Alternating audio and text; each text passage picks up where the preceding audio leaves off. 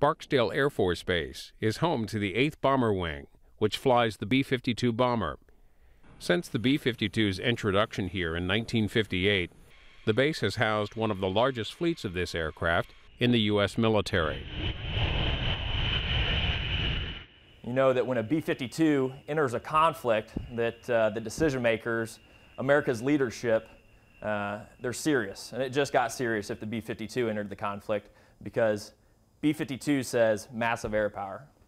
It was the first nuclear bomber, and it was designed basically during the Cold War era, and it was to project global power and long-range strike to our enemies during that era. Now, that has graduated over the years, and this weapon system has also been modernized and upgraded over the years to continue with the fights that currently meet us today. Well, this is the B-52H, both conventional and nuclear bomber. It's got a wingspan of 185 feet. Maximum gross weight of this jet is 488,000 pounds, fully loaded. So that's with weapons and fuel. We carry up to 10 different munitions on this particular jet, ranging from unguided weapons, so gravity weapons, they just free fall out of the bomb bay, to guided weapons. So that's your GPS, guided weapons, JDAM. And we also carry air-launched cruise missiles. So a whole bunch of modern weaponry goes on this jet. 8 engines. Each engine is capable of producing approximately 17,000 pounds of thrust apiece. It's kind of an abnormal design. Most aircraft don't have the engines hanging off like this, as you see. It affects a little bit the flying characteristics of the jet in terms of when you push the power up, the jet's going to have a tendency to raise its nose.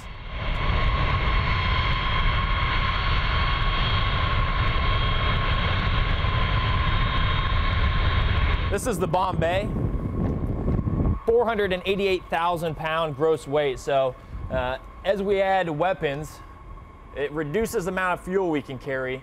We can carry up to approximately 50,000 pounds of weapons inside the bomb bay here. These are the bomb racks. So this is where the weapons actually attach. Typically in this configuration, we're carrying gravity weapons, but we can carry, depending on the weapon, 27 internal gravity weapons. And if the nuclear mission is required, or conventional mission, we have the conventional air-launched cruise missiles, or the nuclear cruise missiles. We'll take these cluster racks out and we'll put in what's called a CSRL. It's a rotary launcher, and it attaches to the missiles themselves, and it's kind of like a 6-shooter. Rotate, drop one out, and missile away. The fuel's loaded pretty much everywhere you don't see a bomb bay. I mean, this jet is designed for heavy metal, weapons and fuel, and that's all there is to it. So this is the bomb bay, and you'll see above you labeled fuel tanks. So pretty much everywhere. The wings, it's called an integral fuel system. So the fuel tanks are actually part of the structure of the wing itself. So the wings are fully loaded with fuel.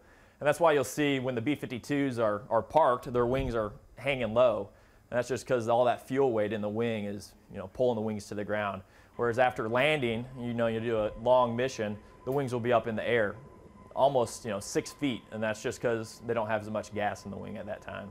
We can't go inside the jet, but what you'd see, 2 different levels. So on the downstairs, you have a radar navigator and navigator, and their primary responsibility is managing the weapons, ensuring proper coordinates are in the weapon, and really ensuring that the weapon hits the target.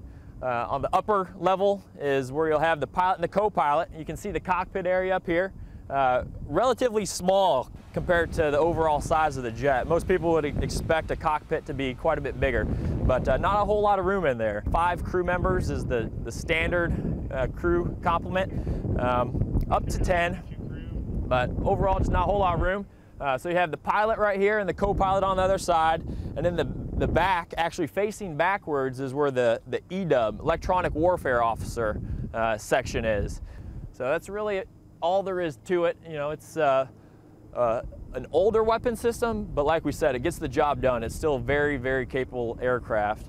All the money that goes into this aircraft is spent on modernization of the weapon system. So we talked about all the different kinds of weapons it has, very, very modern weaponry, and that's what keeps it able to accomplish the objectives, any commander intent out there?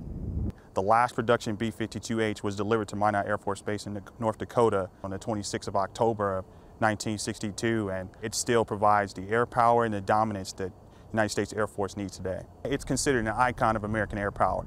B-52 has been around for many years and it has been in many conflicts. You range back from Vietnam, Kosovo, to the first Desert Storm, to Afghanistan, even to the second fight over in Iraq. So it has been around for many years, and believe me, our allies, they love us for that, the capability that the weapon system brings, as well as the enemy fears us, and it gives them that second thought if diplomacy should break down, that the B-52s could be on their way.